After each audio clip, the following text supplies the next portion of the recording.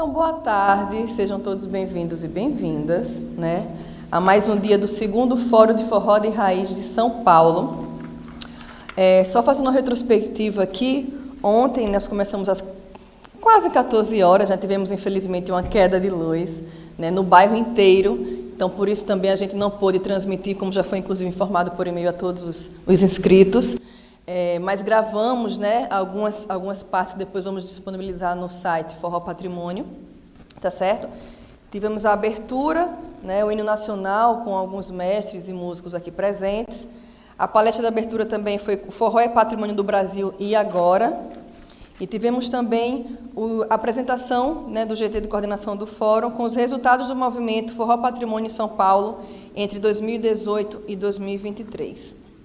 Hoje, né, estamos começando agora nossas atividades e vamos ter a palestra. Hoje, como tema, né, a gente tem aqui valorização, sustentabilidade, políticas públicas e a corresponsabilidade do Estado com o patrimônio material. Antes de tudo, inclusive, dizer que hoje é o último dia do Fórum, né, que tem realização do IFAM São Paulo e do Fórum Estadual de Forró de Raiz, tem a produção do Matheus MVS Produções e essa participação híbrida aqui, presencial e virtual, que vocês estão vendo aqui pelo YouTube do Forró Patrimônio. Então, vamos começar agora, né, com a primeira mesa, com o tema Valorização do Patrimônio Imaterial, Estratégias para Alcançá-lo. Então, essa mesa 1 se chama Papel da Educação, Produção Cultural e sua atuação no Estado. Representando a área de educação, queria convidar a Júnia, coordenadora de projetos do Centro Paula Souza.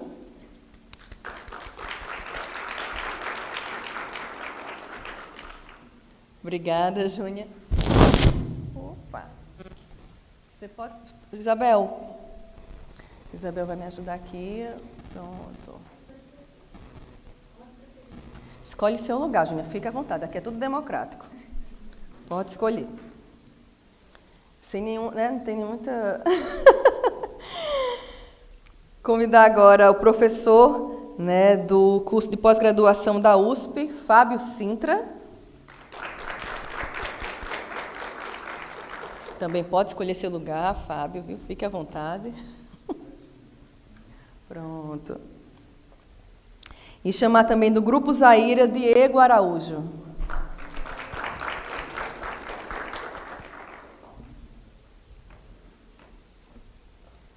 Bem-vindo, Diego.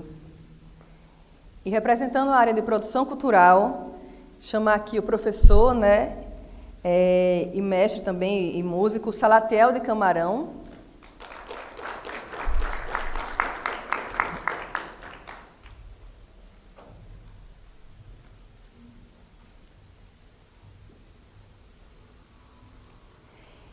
E também na mesma área de produção cultural, o produtor e pesquisador, né, do selo Mundo Melhor, Alfredo Belo. Gosta assim, pertinho. E fazendo a mediação, né, dessa mesa, teremos Isabel Santos, do Fórum do Forró de Raiz, e Kelly Marques, também pesquisadora e também do Fórum do Forró de Raiz. Kelly.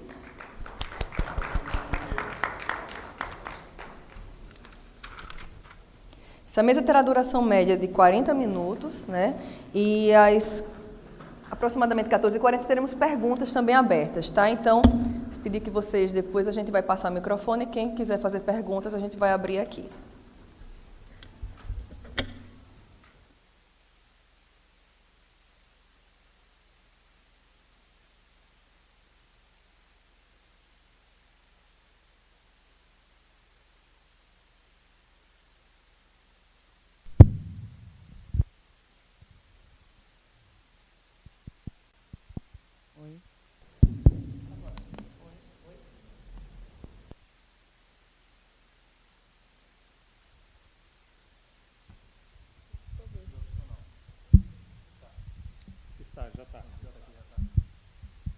Ok. Gente, muito obrigada. Obrigada pela presença de todos, tanto presencial quanto virtual. Vamos iniciar, então, esse bate-papo tão importante do Fórum. E gratidão por todos os membros de mesa, gratidão presença de todos que se comprometeram a estar aqui. E gostaria de começar essa conversa com a apresentação da Júnia. Cada um vai fazer uma breve apresentação do que veio trazendo para essa mesa. E, na sequência, a gente depois faz um bate-papo. Aliás, desculpa, nós vamos fazer as 3 mesas e depois guardem suas perguntas para a gente fazer o debate no final.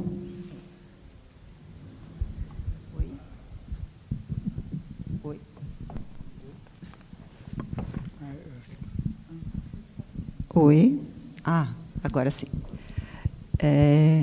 Bom, eu vou começar falando um pouquinho por que eu estou aqui, né? Não conhecia a maior parte das pessoas aqui presentes, né? Comecei a ter um contato com a Isabel há pouco tempo, né? Para conhecer um pouco do que é esse trabalho, né? Do forró, pensar o forró como patrimônio imaterial. Eu sou coordenadora de projetos de capacitação no Centro Paula Souza. Especificamente, trabalho com capacitações da área de produção cultural para docentes das ETECs, que são as escolas técnicas do Estado, né? Falar um pouquinho do Centro Paula Souza, que não sei se todos conhecem. É uma autarquia do governo do Estado que é responsável por todas as escolas técnicas e faculdades de tecnologia do Estado de São Paulo. Então, é uma quantidade muito grande de escolas, de professores e de alunos que nós estamos falando, né? Só de ETECs são mais de 250 espalhados pelo Estado de São Paulo. Nessas ETECs temos os cursos, temos o ensino médio como o ensino técnico, em diversas áreas do conhecimento, desde indústria até produção cultural, né, passando por todas as outras áreas aí. Quando recebi o convite para estar aqui na mesa, me coloquei pensando sobre qual seria meu lugar aqui, né? Afinal de contas, não sou parte da comunidade do forró, né? Eu não tenho esse pertencimento, né? Mas me coloquei a pensar sobre o tema, né? Por que será que fui chamada para estar aqui, né? Questão da valorização do patrimônio imaterial e das estratégias para alcançar essa valorização. E, como educadora, a primeira palavra que me vem à cabeça é professores, né? Trabalhar com a formação dos professores, com a possibilidade de ir multiplicando esses conhecimentos a partir da escola, que é um grande espaço, né, de aprendizado, que não deveria estar restrito aos saberes acadêmicos, mas está mais inserido na comunidade, né? E fiquei pensando em como foi a minha formação, né? Como eu sou arte educadora, estava ali conversando com a Joana, né? Ela me falando que também é licenciada em educação artística. E, quando fiz minha formação em educação artística, eu tive aulas com um professor incrível, que era o Alberto Iqueda, né, que é um pesquisador da área da cultura popular, né? E, naquelas aulas, a gente ouvia falar de forró, de coco, de ciranda, coisas que, até aquele momento, eu não tinha contato, né?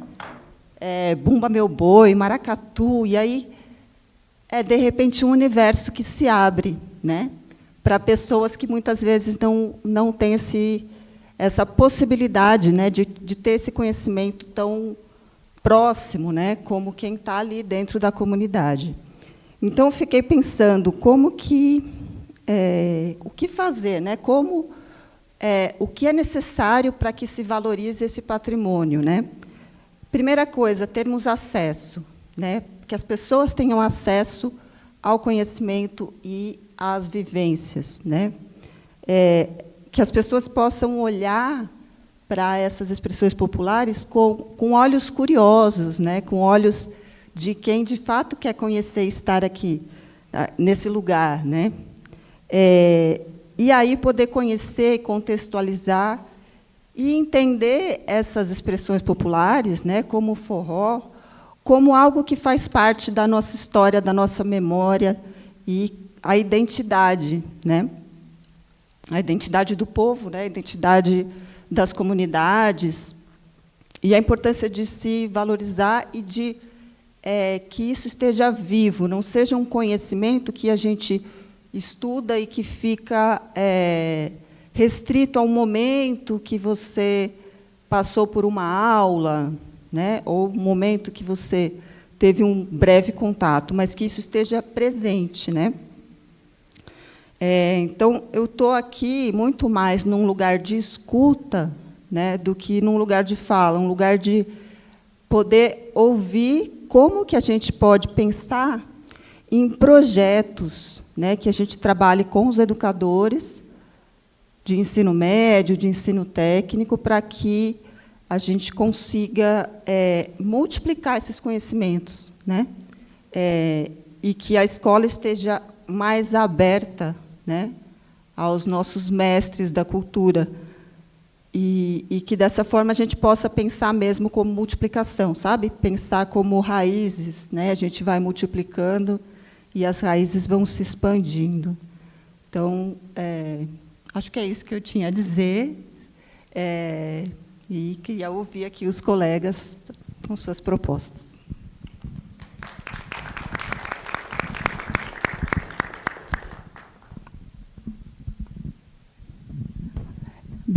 Queria agradecer a Júnia pelas palavras.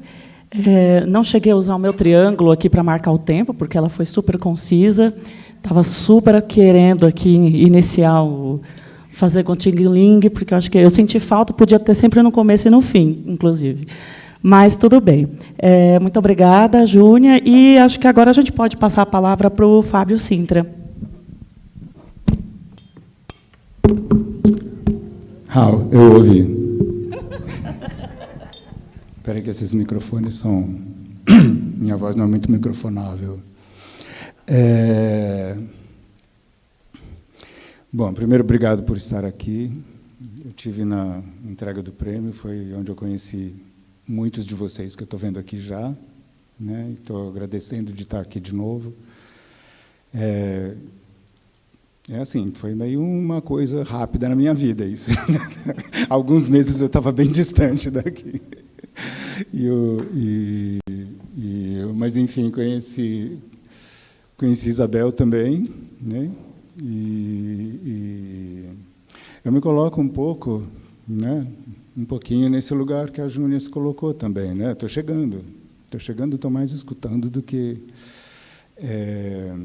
por acaso conheço o Ikeda, né, que é uma pessoa muito importante na pesquisa, dizem vários outros pesquisadores aqui em São Paulo, né? Mas é muito interessante a gente ver como ainda está muito rarefeito a comunicação entre nós, entre esta comunidade do forró e a comunidade da educação de uma forma geral, da universidade talvez mais longe ainda, não sei, né? E eu concordo assim, plenamente com o que a Júnia falou. Eu acho que é um momento de começar a pensar no que pode ser feito, assim. E eu acho que pode ser feito muita coisa, começando, inclusive, do pequeno para o grande, né? Levantar grandes projetos é uma coisa difícil e um pouco demorada, mas, assim, divulgar a possibilidade e interessar pessoas, isso é fácil de fazer por rede social, na própria escola, dentro da própria escola. A gente sabe que, sim, existem pequenas iniciativas e tal, mas agora isso pode crescer e virar uma contaminação, né? Tanto em relação ao forró, especificamente, como em todas as outras manifestações artísticas brasileiras, populares ou não tão populares, que precisam entrar na escola, né? Assim, a gente tem uma pobreza grande assim, do que existe em relação à arte na escola, comparado à riqueza e à quantidade de coisas que acontecem nesse país, né? Quem conhece o Brasil, e eu conheci o Brasil fazendo oficina e dando aula, e quando você sai da bolha paulistana e vai para vai para o Acre, vai para o Pará, vai para o oeste do Paraná, oeste de Santa Catarina. Cada lugar é uma coisa e é muito grande, né? E, hoje em dia, tudo está presente em todos os lugares, né? Como a gente sabe. Eu escrevi algumas coisas aqui para falar. Vou falar meio resumindo aqui para não passar do tempo. Uma coisa que ficou muito clara para mim, desde o dia da entrega do prêmio, é o quanto... Eu fiquei pensando aqui comigo o que é essa história do forró, né? Porque são tantas coisas, né? Eu acho que uma palavra que resume muito bem assim, o forró é um tipo de energia. Ele é um tipo de energia muito específico e muito claramente ligado a uma coisa de pertencimento e a uma coisa de compartilhamento entre as pessoas. E quando eu falo compartilhamento, não é só dos saberes específicos do forró, sejam musicais, sejam da dança do forró, seja do cordel, enfim, de todas as manifestações, mas assim, de compartilhamento humano mesmo.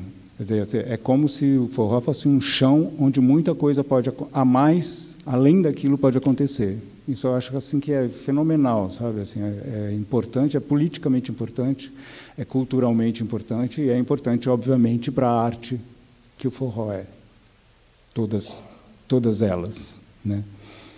Então, isso é meio o que eu estou sentindo, de que lugar que eu estou me sentindo para falar, né? Como a nossa mesa está voltada para a questão da educação, primeiro, assim, eu sou muito radical. Eu acho que tudo pode se transformar em matéria de educação e o que a gente faz entre a gente, quando a gente compartilha, também é educação. Então, é importante que a gente esteja ligado nisso em qualquer situação de vida, né? E a escola é uma delas, projetos sociais são outras, nossas conversas nas redes com os nossos amigos, com as nossas comunidades de rede social também é outro lugar, né? E a universidade é um outro lugar, né? Muito específico que precisa se aproximar. Eu não vou falar muita novidade aqui, porque a gente sabe que está distante, a gente sabe que tem algumas pessoas que estão interessadas, e a gente precisa interessar mais pessoas. Então, como fazer isso? Também acho que a gente precisa começar a promover eventos, começar a promover, e isso eu acho que é fácil. Isso é fácil.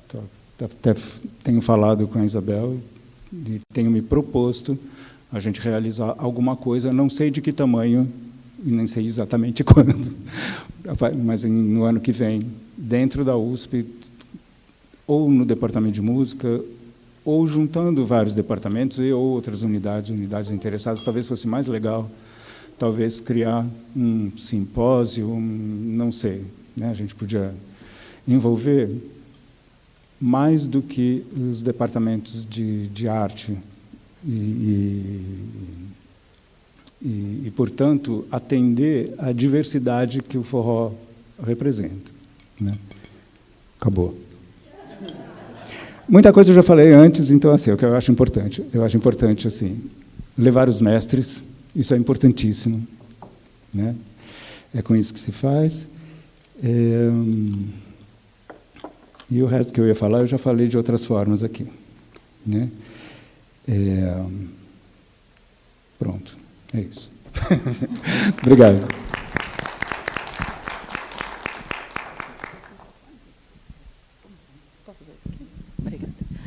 Obrigada, professor Fábio Sintra, pelas palavras. Pude usar o meu triângulo, estou me sentindo muito poderosa. E agora quero passar... Opa, não pode encostar na cadeira muito, que cai.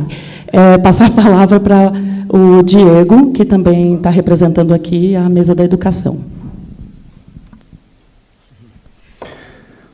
Boa tarde, gente. Boa tarde. Prazerzão estar aqui.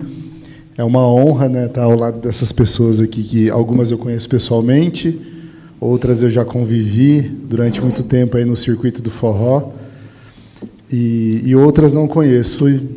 estou super aberto a conhecer para a gente trocar várias ideias. Para mim, falar aqui é um momento muito especial, né? E poder contribuir da forma que eu puder e como eu puder, né?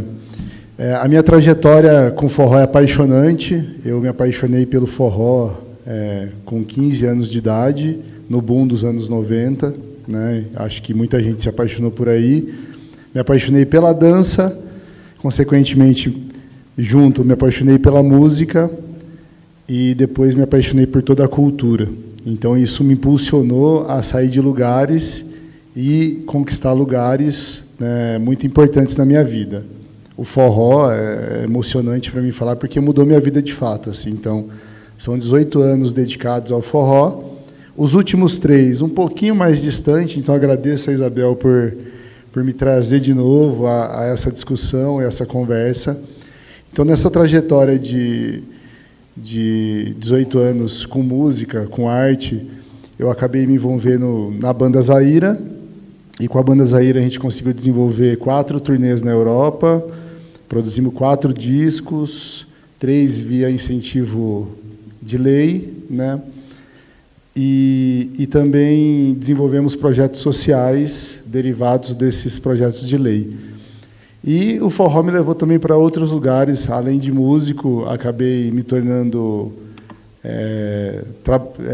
sendo durante um período gestor de carreira de alguns artistas do forró, trabalhei com Forró Sacana, trabalhei com um período com a Mariana Aidar também. E aí fui conhecendo o universo da música e fui caminhando e fazendo coisas maravilhosas assim. E o ponto de partida de estar aqui é que, de fato, tudo isso que eu falei agora, eu nem imaginava que eu estava fazendo quando eu estava fazendo, eu estava só fazendo. Né? Então, eu me considero um articulador, uma pessoa curiosa. Então, depois que eu fui racionalizar tudo que eu acabei fazendo na prática. Né? Então, em paralelo, acabei também criando uma marca chamada Forró no Escuro, que é uma festa de forró que acontece no escuro. Hoje ela está também em stand-by, que está ali paradinha, guardadinha, esperando o seu momento para voltar, e que também se desdobrou num selo musical. Então, o que eu posso dizer sobre assim, o que o forró trouxe para mim é que foi conhecer muitos lugares no mundo, conheci mestres e mestras, inclusive o Salatiel aqui foi fruto disso, né? Lá atrás a gente se conheceu na cidade de Moreno, junto com o pai dele, numa turnê nossa para o Nordeste. E a força que o forró teve na minha vida foi o que fez a gente, assim, tudo isso que eu falei também foi criado em parcerias com outros músicos, outros artistas, porque a Banda Zaira sempre, é importante dizer isso, que é uma banda que foi de gestão coletiva desde o início, então todos os integrantes eram muito presentes, todos muito participativos, então eu preciso mencionar isso como honra dessas pessoas que estavam comigo, né?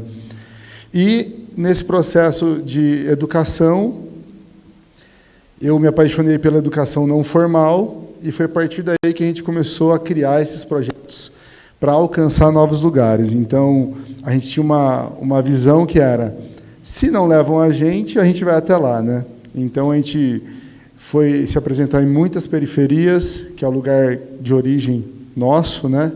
Quase todas as pessoas da banda são de origem periférica. E então a gente foi desenvolvendo as periferias, a gente foi para as escolas, a gente foi para as universidades, em formato de show, em formato de oficina, em formato de debate. Então foi muito grandioso. Então um dos projetos nossos era o GICA, chamava Gestão Independente de Carreira Artística, onde nós íamos para as escolas e nós separávamos os alunos entre parte artística e parte ativa, que a gente chamava. Né? Então, quem tem aptidão para trabalhar na produção cultural? Então, a gente dava um curso ali de uma semana de produção cultural. Quem tem aptidão para trabalhar a parte artística? Então, a gente reconhecia. Eles se reconheciam, né?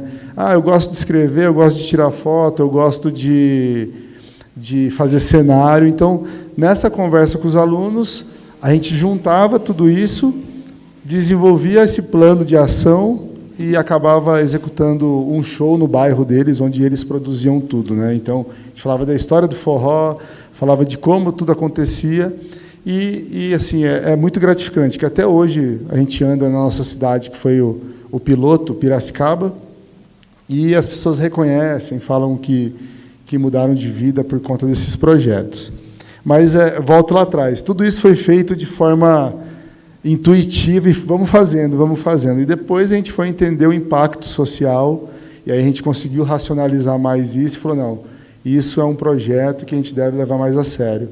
E aí os próximos outros 2 discos nossos e as turnês foram dessa maneira, né? Então, articulando, pensando nessa visão de impacto social, para a cultura chegar em novas pessoas, as pessoas conhecerem o forró, conhecerem a gente, e deu-se até assim, o último ano da banda, né? Porque hoje a Banda Zaire é uma banda que é totalmente só digital, a gente não faz mais show, tá? A gente resolveu dar uma pausa nos shows, e eu resolvi dar uma pausa na minha fala. Vamos rever essa posição, né? Vamos voltar a fazer show, né? Gente, o primeiro toque é só para lembrar que está acabando o tempo, não é que acabou. Você ainda tem 2 minutos para falar, calma aí. Considerações finais. Considerações finais. A minha consideração final é que o forró ele tem muito espaço, ele está aí no tripé da música brasileira, na cultura. A gente tem força para poder fazer alcançar mais pessoas, porque é algo que já está no nosso DNA. Não tem jeito. Por mais que a pessoa não escute diariamente, quando ele escuta o forró, balança. Não tem jeito. Então, por questões de indústria, vários aspectos, né, a gente sabe que se a gente não gera número, não gera consumo, a indústria não olha para a gente, mas a gente consegue, de forma silenciosa, alcançar as pessoas e isso aumentar os números, aumentar o alcance e a gente conseguir ter mais respeito pelo que a gente faz. Acho que agora eu fechei.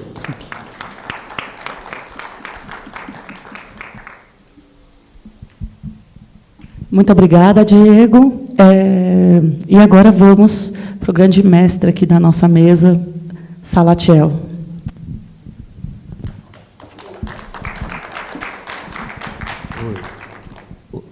Minha voz está legível aí para vocês, minha gente? Isso se chama ironia agora. Bom, já que ele está falando de origem, né? Então vamos lá.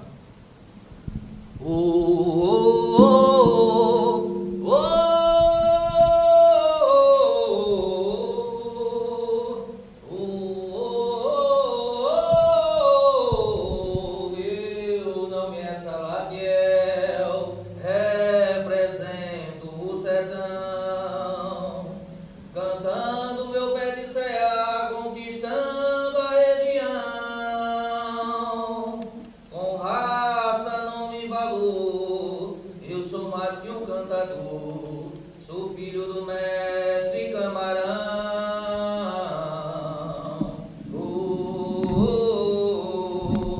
Tchau!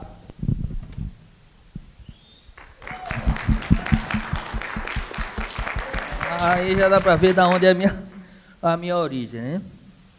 Minha formação, eu tenho formação em música, né? Pelo Conservatório Pernambucano de Música, só que na época música popular não entrava nem na porta, né?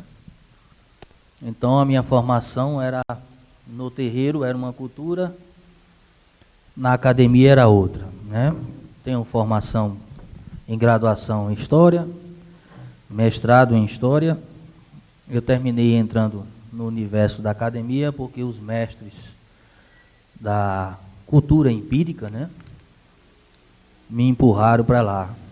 Eles disseram que eu era muito conversador e geralmente sanfoneiro não gosta muito de conversar, né? Então a gente lá atrás, um tempinho lá atrás, começaram a estimular para que eu falasse um pouco sobre essa cultura. Então meu pai, né, que foi mestre Camarão, seu Domingos, seu Arlindo dos Oito Baixos, seu Zé Calixto, então o pessoal começaram a me incentivar para que eu fosse falar um pouco dessa cultura que na década de 90 começou a despertar também novamente o interesse dos jovens sobre essa cultura. Lá na década de 50, né? E a nossa cultura tem essa coisa de estar sempre ressurgindo, apesar de todas as dificuldades. E aí a gente foi se inserindo e eu terminei juntando a educação, né, a educação formal, que a cultura já é uma educação empírica, para poder fazer o que nós chamamos de formação de plateia, que é uma discussão que começou ontem aqui. Então, nosso colega aqui também já começou a exercer isso, né, nas escolas, e eu venho um tempinho também falando sobre isso, e a gente vai abordar um pouco sobre isso e como pode usar as ferramentas, né, das instituições públicas para abordar sobre a cultura popular, conhecida como imaterial brasileira, o forró. É isso? Ainda tem tempo, né? Estou falando? Tem 4 minutos. Olha. Ah, bom. Bom, eu tive o privilégio, né, de conviver com os mestres, e eu tenho aqui 2 pessoas aqui que são descendentes diretos, né, que estão aqui na minha frente aqui, né, convivi com esses mestres na época do avô do cidadão ali. Eu só conversava de passarinho e cavalo de vaquejada, não tinha nada a ver com música, né? E ele, como diria a Câmara Cascudo, era realmente o arquetipo do Nordeste. Então, quando eu olhava seu Luiz, eu não via um artista, né? Eu via o Nordeste. Então, era aquele cara que trazia toda a referência, as vestes, o jeito de ser, né? O cheiro. Então, ele era o Nordeste ambulante, né? Dona Marinês, seu Jackson, seu Ari Lobo, né? Mestre Lindu, né? Que foi-se embora mais cedo do que os outros. Então, esse povo aí, eu tive o privilégio de conviver. Mestre Sivuca, eu carinhosamente chamava ele de Sinuca, né? E a nossa rainha, que hoje não está presente aqui, mas ela provavelmente está com os pensamentos na gente aqui, né? A Anastácia também conheci há um tempo lá atrás. E a gente vem tentando dar continuidade a esse trabalho que esse pessoal com tanta garra, com tanta determinação, vem trazendo há muito tempo, né? E é importante que a gente entenda também que hoje existem novas gerações, né, e novas necessidades. Então, se, por exemplo, quando eu estou falando que a minha especialização, né, é na base, na raiz, eu falo sobre as minhas vivências e o que eu represento.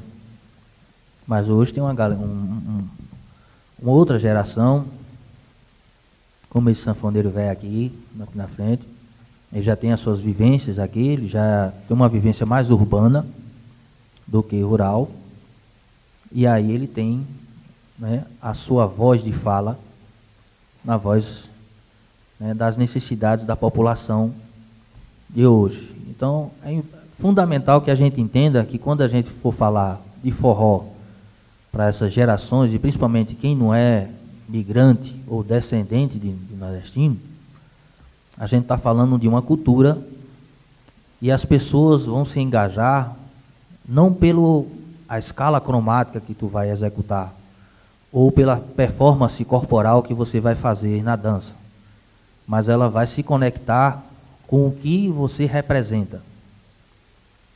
E o que é que o forró representa para essa nova geração? O que é que ele complementa? O que é que ele preenche?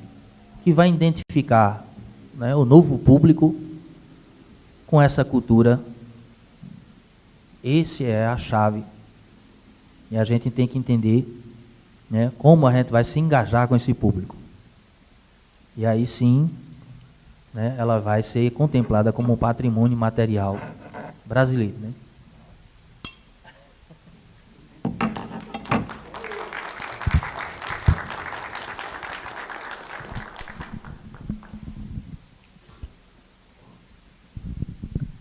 Muito obrigada, Salatiel. Você ainda tinha 1 minuto, mas tudo bem. Falou bastante. Só de começar com esse aboio, a gente já ficou super feliz aqui. Já aqueceu o coração de todo mundo, porque sempre que a gente vai falar de forró, a gente fica esperando em algum momento que vai surgir um pífano, uma rabeca, uma sanfona, alguém cantando, alguém dançando. Então, a gente se sente agraciado e presenteado e abraçado por esse seu canto. E agora que vamos fazer, Isabel? Então agora vamos para o Alfredo Belo.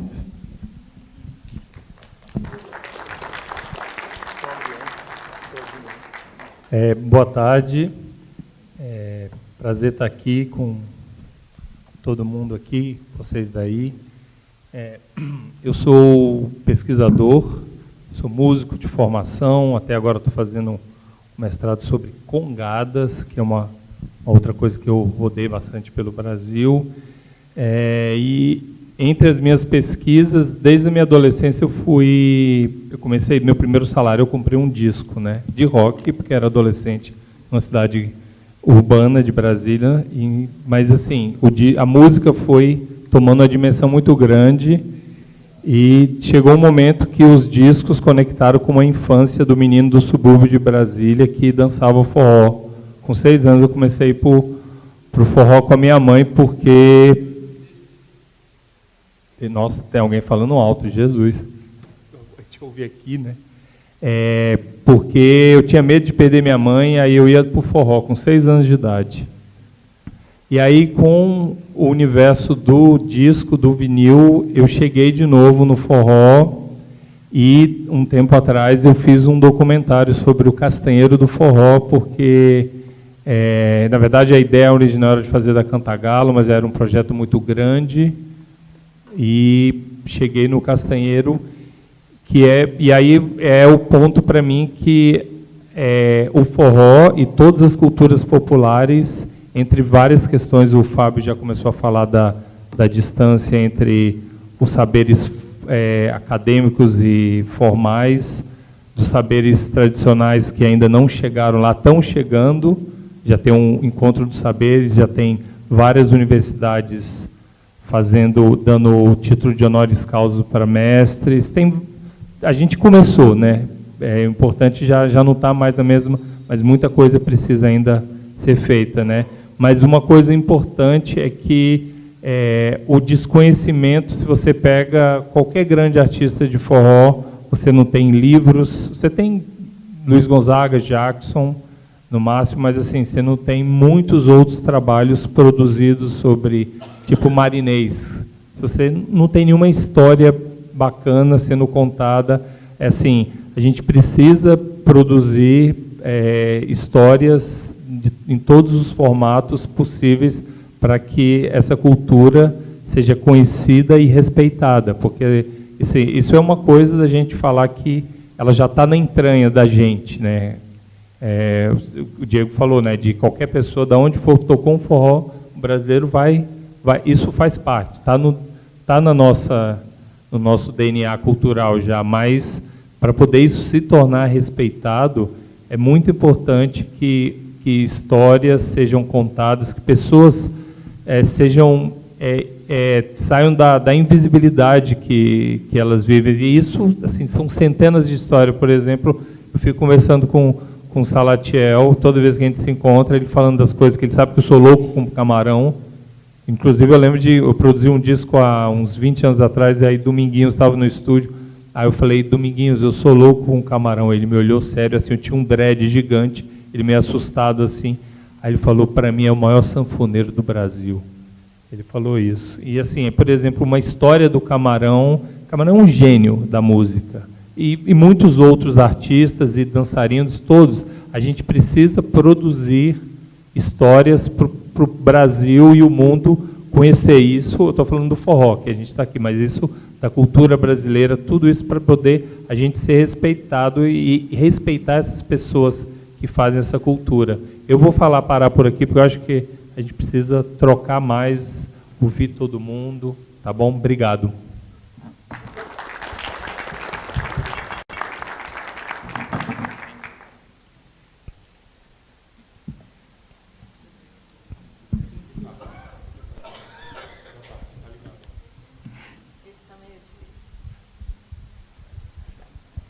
Oi, pessoal.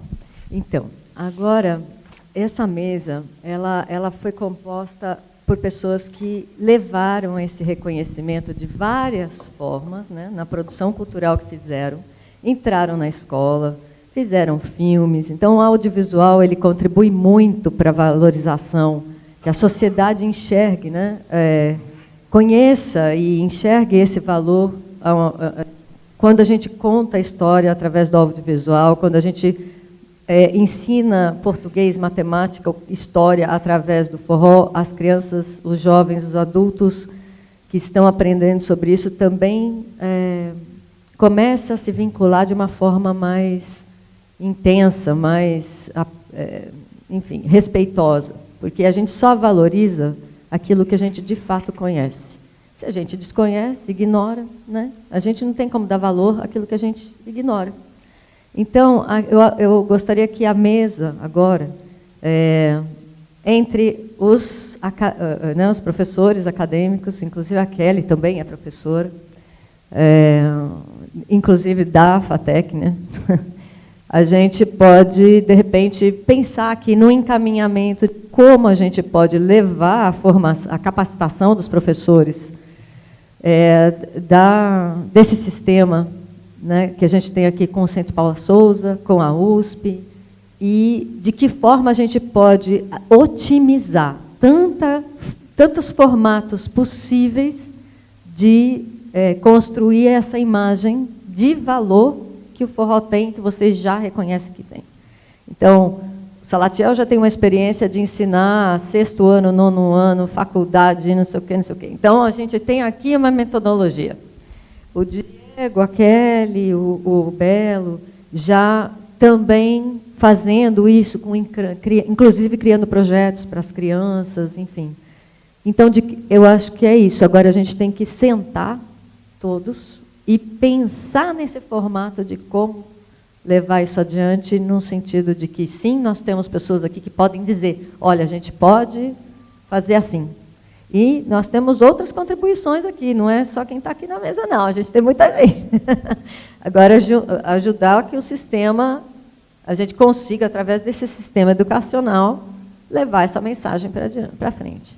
Então, eu gostaria a gente vai ter que concluir essa mesa para ir para a próxima, e as perguntas depois, a gente vai fazer uma grande roda para fazer, porque tudo isso tem a ver com políticas públicas, né? Essas 3 mesas que nós estamos falando aqui são as políticas públicas. Aí, no final, a gente faz a grande roda de perguntas e respostas. Então, por favor, os encaminhamentos daqui para lá.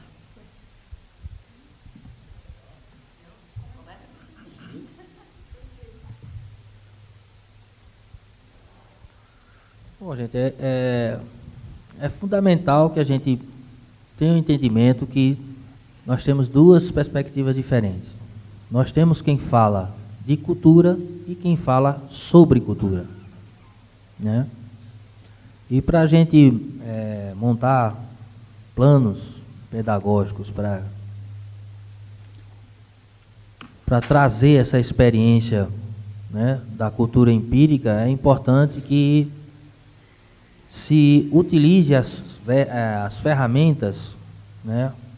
A gente tem os alfanuméricos, né, onde falam em história, em arte, que é as que eu mais trabalho, mas a gente também tem a geografia, tem outras disciplinas que pode ser inserido essa cultura gradativamente, porque tanto acho que ela começou um trabalho muito bonito, né, com que a gente pode classificar como Fundamental 1, né, você vai falando de uma leitura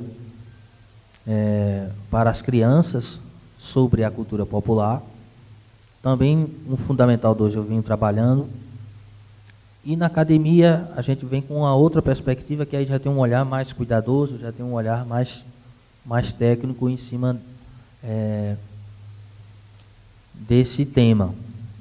Então é importante que a gente trabalhe cada universo, ou seja, cada nicho de público com uma linguagem diferente e utilize as ferramentas que são as disciplinas para que aborde o público em geral. já se vem um certo tempo trabalhando, geralmente nos segmentos distintos, né? Assim, tem escolas de música, escolas da dança, né? Mas para a gente atender um público maior, e para a gente atender esse público maior, que não seja do segmento de imigrantes ou filhos de imigrantes, a gente vai ter que abordar a cultura, né, dentro do engajamento do que se identifica. Então, o forró, ele representa acolhimento, ele representa inclusão social, ele representa várias necessidades que o jovem ele vai se reconhecer, vai se encontrar, independente da região demográfica que ele se encontra, né, e do período histórico que ele se encontra. Então, para que traga novos públicos, né, para que conheça essa cultura e sim, depois ela começa a ser seduzida pelas suas características de entretenimento, é preciso que ela se reconheça, que ela se engaje com o assunto. E esse é o papel fundamental do educador. E principalmente a importância de que a gente crie, né, cronogramas sobre esse tema em cada nicho diferente, para que os fomentadores, que no caso são os educadores que vão estar em convívio com aquele público, né, ininterruptamente, eles possam trazer essas informações. Que quando a gente vai em uma escola, chega lá, fala sobre o assunto, mas depois vai embora, aquele assunto perde força, vai para o esquecimento. Então, antigamente, principalmente, aí eu vou falar especificamente do Nordeste, os grandes fomentadores eram os professores do ensino fundamental, né, do ensino primário, porque no São João, em determinadas datas específicas, eles trabalhavam com a criança, né, sobre o que é o São João, o que é o Arraial, que hoje isso está se perdendo um pouco, hoje a cultura está um pouco fora da escola, e isso enfraquece.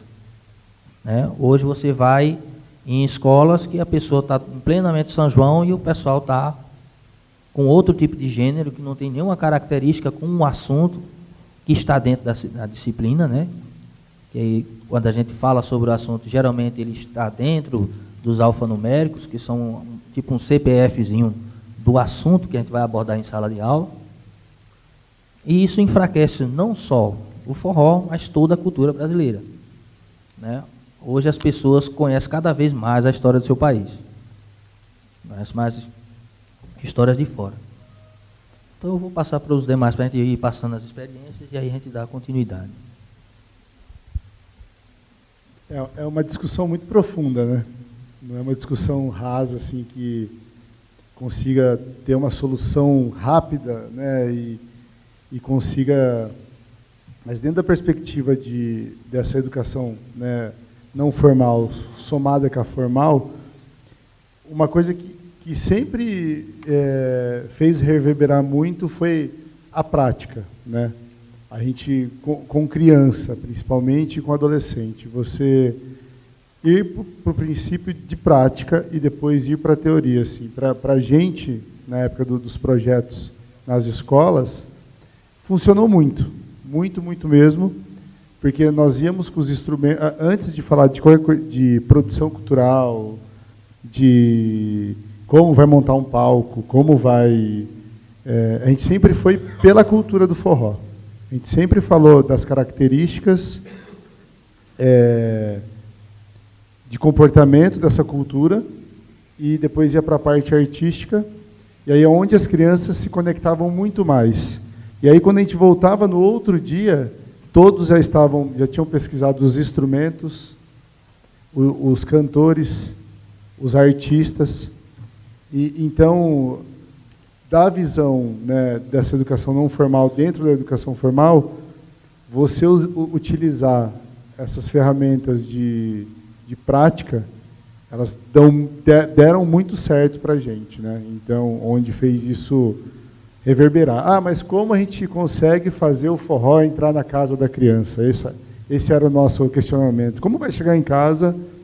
Então, o que a gente fazia? A gente confeccionava instrumentos com materiais reciclados, um ganzá, né? Pegava barra de ferro, torcia, levava triângulo para casa.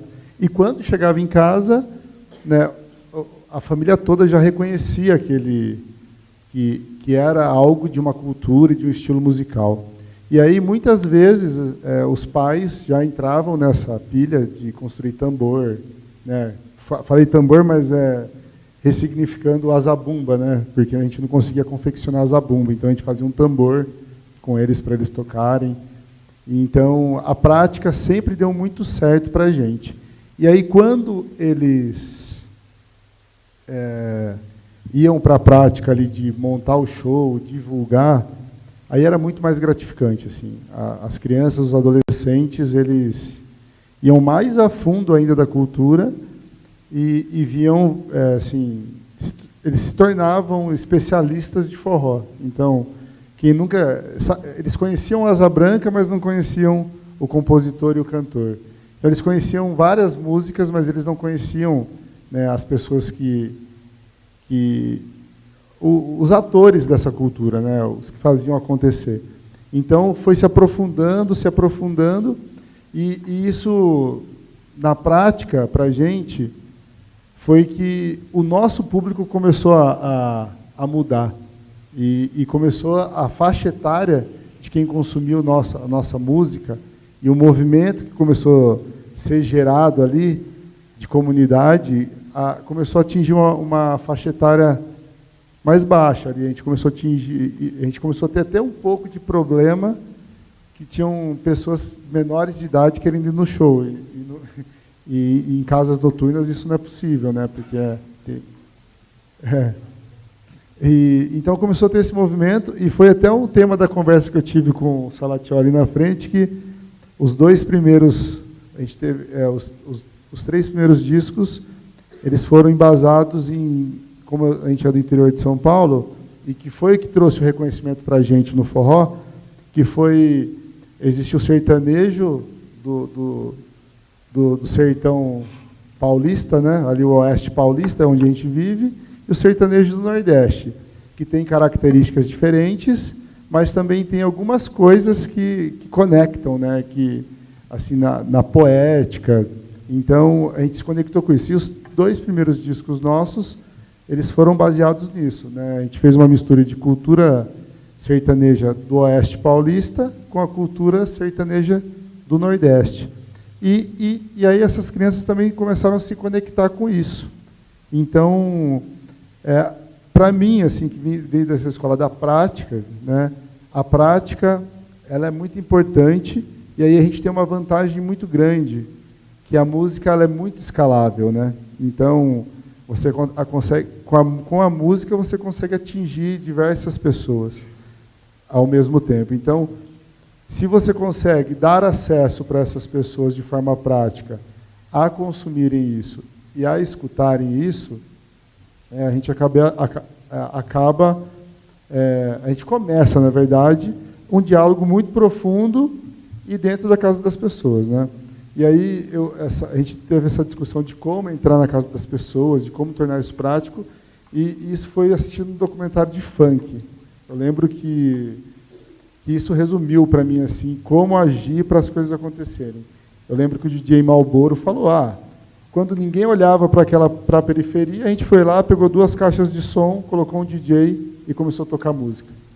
Então, às vezes, as ações para que a gente alcance mais pessoas, que a gente tenha mais audiência, que as pessoas consumam mais o forró, que entendam a cultura do forró, está em pequenas ações, né, invisíveis do dia a dia. E como o Salatiel trouxe, existem ferramentas públicas para a gente fazer isso, só que exige da gente, quanto formadores de opinião, líderes, articuladores, que a gente estude essas políticas e a gente use para poder financiar, porque, infelizmente ou felizmente, tudo custa hoje para a gente fazer, né? Então, se a gente tem esse auxílio e essas leis de incentivo, a gente, como articuladores, a gente precisa voltar nesse ponto que às vezes a gente não olha, né? Que a gente vai precisar estudar essas políticas, usar essas ferramentas e ir para a guerra, né? Assim, e às vezes, e é o que a gente falava lá atrás, assim, né? Talvez não seja a gente que vai colher esses frutos agora, né? De quebrar esses paradigmas, Mas, se a gente for no pensamento prático, junto com a academia, a gente consegue, né, que é o que está acontecendo hoje aqui, é gratificante demais conseguir ter esse diálogo, e a gente que é da parte prática, às vezes, sabe que, às vezes, todo mundo é prático, né, mas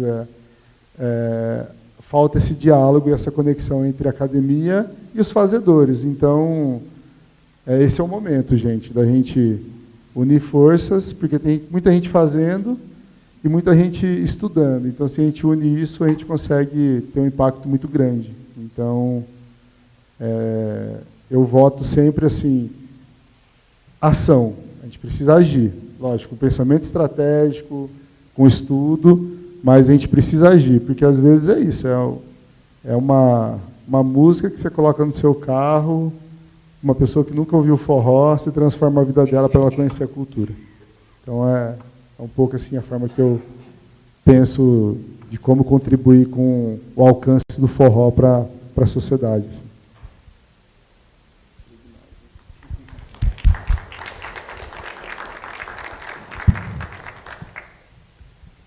Eu vou falar um pouco do que eu já falei, né? Eu falei da questão dos mestres.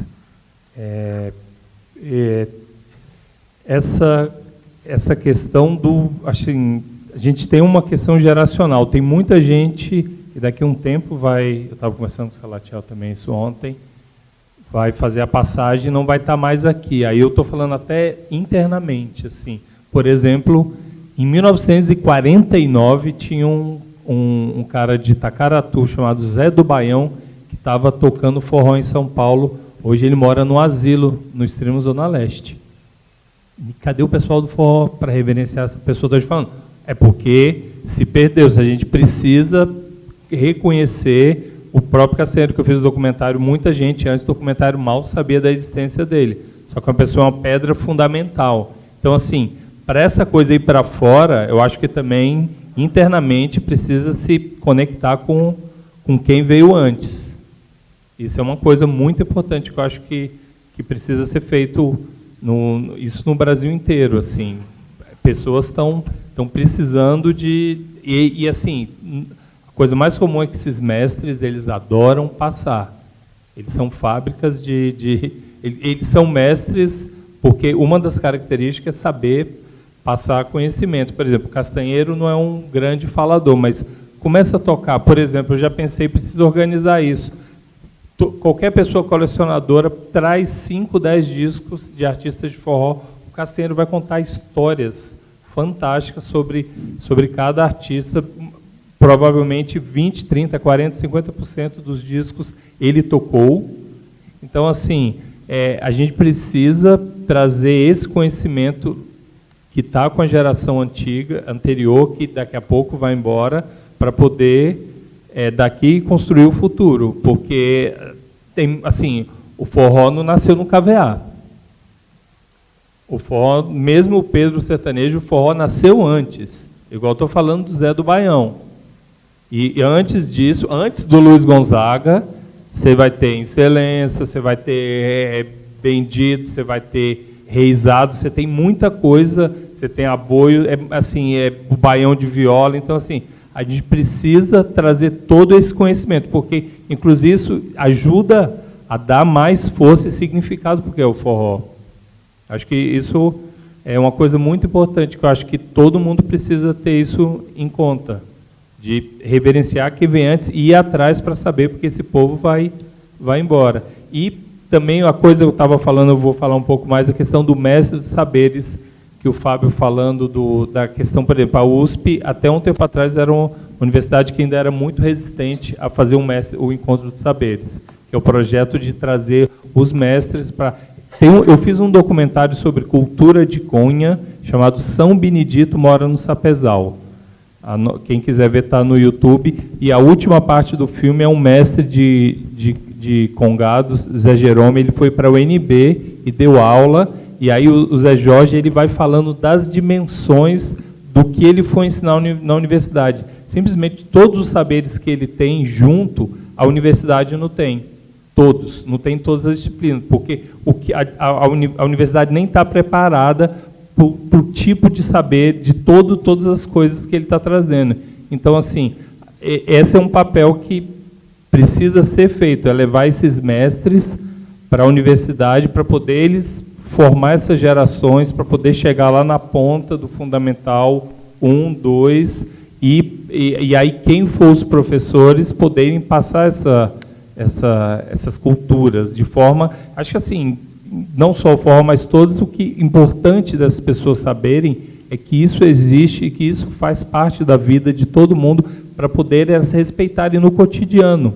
É isso que a gente precisa como material de humano mesmo, de formação humana. O forró e as culturas populares, elas entram na educação também para as pessoas serem humanizadas, serem, ou segundo o bispo, que ele é contra serem mais cosmogônicas, mais diversas, o nego bispo da contracolonialidade, ele bate muito no humano, né? Ele diz que os humanos são o que põe a natureza de um lado, e aí ele fala... Hein? O Krenak e o bispo, eles estão na mesma... Por isso que eu estou brincando, o Salatiel, o antropocênico. Mas, assim, isso que eu acho que é importante, é que essas culturas é um elemento de formação humana, da gente transformar esse lugar num mundo melhor, né?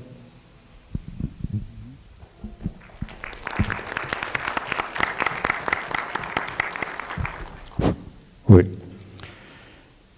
Bom, tem tanta coisa importante assim, que sendo dita que eu vou tentar resumir um pouco do que eu estou achando das falas, né? E como que aqui nesse lugar que eu estou do universitário, né? A gente pode falar um pouco disso. Eu acho que tem um acordo aqui entre essas falas que já foram feitas, que é de que a prática é importante, de que esse aprendizado se dá, antes de mais nada, através da prática. Isso não é novidade, porque a gente está falando de arte. Então, assim, se é arte e educação, então é prática. Então, não há arte e educação, não há conhecer a arte sem praticá-la, né? Em todos os níveis, do inicial até o profissional que seja, né? Então isso é muito importante, porque isso vale para as escolas, para as crianças, vale para a universidade, vale para os alunos de música, vale para quem vai ser professor de música, mas vale também para todo cidadão, né? E a gente precisa ter espaços, portanto, onde essas coisas sejam, onde as culturas sejam tratadas enquanto transmissão, porque elas, né? A gente tem onde ir dançar forró aqui em São Paulo, a gente tem onde escutar, a gente pode comprar, existe, de alguma forma, existe esse acesso, mas ele se dá num nível que não é esse que a gente está falando aqui, que é num nível de aprofundamento, num nível de viver aquilo, né? E isso, assim, na minha opinião pessoal, é assim, se dá através do corpo. Aprendizado em arte se dá através do corpo. Portanto, precisa cantar, precisa tocar, precisa dançar, precisa escrever, precisa fazer, precisa agir, precisa atuar sobre esse material para, de fato, uma classe de ensino fundamental entender do que se trata, de fato, né? Isso é uma questão, porque a gente, de fato, e aí entra um pouco no que a Júnia falou, que não há formação para isso, né? O que acontece em relação à cultura popular nas salas de aula, por exemplo? Acontece pouquíssima coisa, fala-se muito, assiste-se uns vídeos, tem documentário, e depois, no fim da aula, tem uma pequena prática que, em geral, é quase uma caricatura do que aquilo é. E pronto, e isso é no mês do folclore, e acabou. Então, desse jeito, é impossível você criar, de fato, uma relação com o forró e com qualquer outra cultura popular. Não dá. Não dá, é impossível. Então, são práticas que precisam existir, e talvez nem em todas as escolas possam existir, mas é bom que existam em muitas, porque em algumas comunidades é mais fácil que isso aconteça, pelo menos inicialmente, do que depois. Eu fui curador de um projeto social que tinha unidades aqui em São Paulo e tinha em outras cidades do estado, e a tônica é assim, partir da comunidade, porque isso também é outra questão, né? Não dá para chegar... Agora é forró, gente, porque depende, né? Nesse projeto tinha comunidades, por exemplo, em Diadema, assim, onde a cultura musical toda era próxima do hip-hop e do rap. Já em outra unidade, alguns quilômetros de carro daquela, que é aqui em Osasco, era uma comunidade inteirinha que vinha de imigração do Nordeste ou que vinha ou de descendentes dessa imigração. E assim foi uma coisa extraordinária que aconteceu lá, porque os educadores conseguiram trabalhar com essas memórias e a gente montou um trabalho sobre forró e outras manifestações que vinham da história dessas famílias, que foi fortíssimo, né? O que a gente não fez? A gente não juntou essas duas comunidades de adolescentes e crianças para uns mostrarem para os outros o que estavam fazendo e que, de repente, interessar. Então, assim, essas ações... Então, assim, acredito assim, fortemente que a gente precisa fazer coisas. Eu achei genial esse projeto de Piracicaba, assim, porque é isso. E porque tudo que é assim...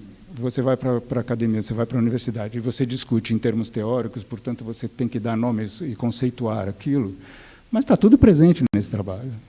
Está tudo absolutamente presente.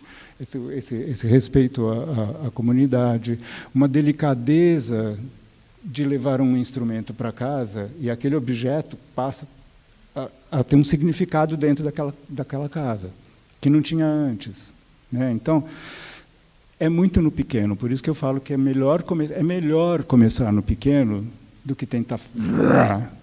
Né?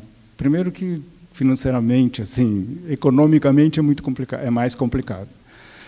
Não estou falando que não é para fazer isso, né? Isso é um dos objetivos da gente estar aqui hoje. Mas, assim, é muito esse como.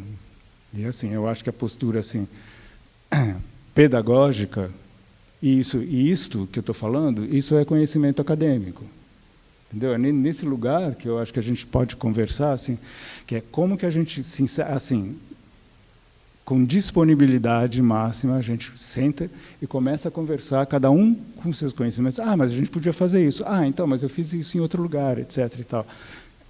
E assim a gente vai entendendo, porque antes da gente começar a fazer coisa junto, a gente precisa se conhecer. É muito importante isso, né? Enfim.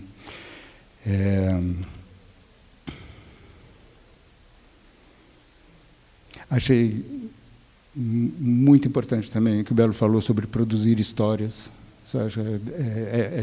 Está dentro do que eu falei, né? Mas assim, o que a gente pode fazer?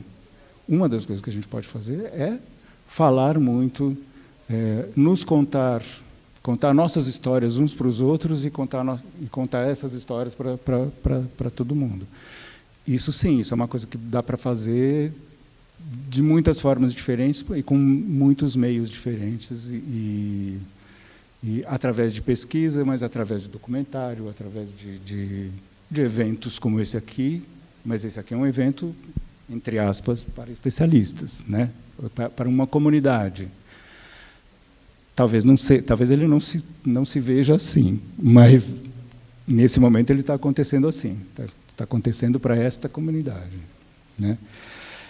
Mas a gente pode expandir de outras formas. Uma coisa que eu anotei aqui que existe é assim: aqui no Brasil e em São Paulo existem pelo menos 3 entidades que podem ser acessadas para um trabalho como esse, que são a ABEM, que é a Associação Brasileira de Educação Musical. Eu estou falando muito de música, gente, mas eu sei que não é só música, tá? É assim. Então, tem a Associação Brasileira de Educação Musical, que é uma associação para professores e que discute, tem reuniões semestrais anuais, tem fóruns, enfim, né? Escreve-se artigos, tem uma produção, tem uma revista da ABEM, onde se escreve sobre isso. Então, isso é uma instância. Outra instância é o FLADEM, que é o Fórum Latino-Americano de Educação Musical, que reúne professores das Américas todas. É genial, assim, que também tem sessões no Brasil, por região, né, Sudeste, Sul e tal, e que também está fazendo um trabalho muito legal, muito incrível, e que a ABEM é um pouquinho mais ligada ao ensino formal. O FLADEM ele é muito plural em relação às pessoas que participam, aos projetos que são, as ideias que são apresentadas e tal, né? E tem a ANPOM, que é a Associação Nacional de Pesquisa e Pós-Graduação em Música, que essa é a grande oficial, bababá, mas que tem a vantagem de reunir todo mundo e reúne as universidades brasileiras todas, né? Então, também é um lugar de importância institucional para que se fale de forró, para que se fale. Então, e aí, a gente tem, sim, atualmente, né, a USP, de fato, sempre foi uma das universidades mais fechadas, não só para isso, como para tudo, né? Porque a USP é o esteio da cultura europeia no Brasil, né? Então, ela sempre foi mais complicada das coisas entrarem. Mas a USP, aos poucos, está amolecendo. Uma coisa importantíssima que aconteceu para a USP foram as cotas, da qual ela foi talvez a última universidade, uma das últimas a entrar, né? Mas entrou os resultados que a gente está vendo são maravilhosos. Assim, a USP já mudou muito, inclusive dentro do departamento que eu trabalho, que é o departamento de música. São outras demandas de alunos, né, assim, a universidade está sendo obrigada a se rever por causa da própria sociedade, por causa da própria comunidade, não só paulista, mas brasileira, né? Então, estou falando muito, né, mas já vou terminar. Então, o que eu acho é isso, assim, que a gente tem essa conversa a ser feita e tem que aproveitar o jeito de falar da academia e ver como é que essas duas pessoas conversam, né? A dona USP, a dona universidade e Dom Forró. Bom, tinha mais coisas, mas, enfim, obrigado.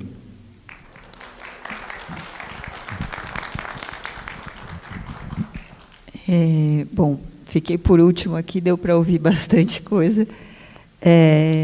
Eu me identifiquei bastante com as falas, né?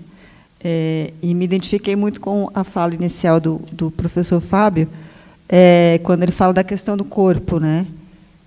Como que o corpo é sempre negado, né, na nossa cultura eurocentrada, né, na nossa cultura acadêmica eurocentrada, e a cultura popular ela não existe sem corpo, né?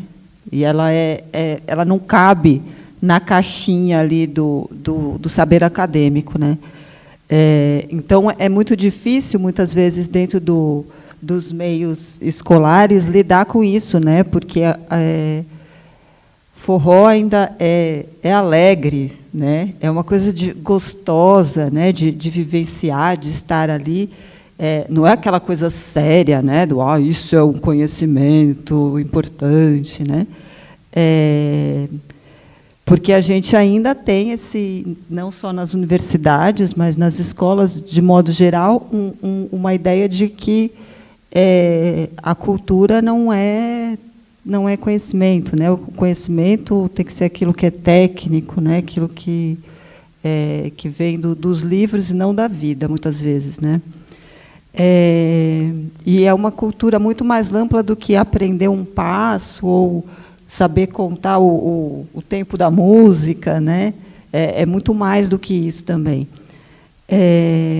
E E aí eu penso como uma das possibilidades, né, que a gente consiga elaborar projetos de ação cultural ou talvez iniciar com algum evento, talvez com um núcleo de professores, não sei, como que a gente pode delimitar isso. Dentro do âmbito ali das escolas técnicas, a gente tem uma escola que eu acho que é bem propícia para a gente começar a pensar, que é a ETEC de Artes, né, porque é um lugar ali onde a gente tem curso de canto, de dança, de teatro, a gente tem uma gama de um público que vai ter um olhar bastante interessado, mas penso que não nos limitar a esse público que já está mais próximo, mas tentar ir expandindo para outras áreas, assim. E talvez fazer um projeto em conjunto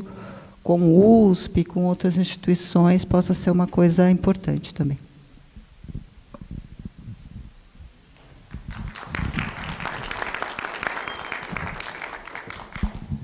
Queria agradecer a professora Júnia, professor Fábio Belo, Diego, Salatiel. A gente está encerrando essa mesa, que falou sobre produção e educação, e é só o tempinho da gente se organizar para a próxima mesa, para começar o próximo debate. Não percam as cenas do próximo capítulo.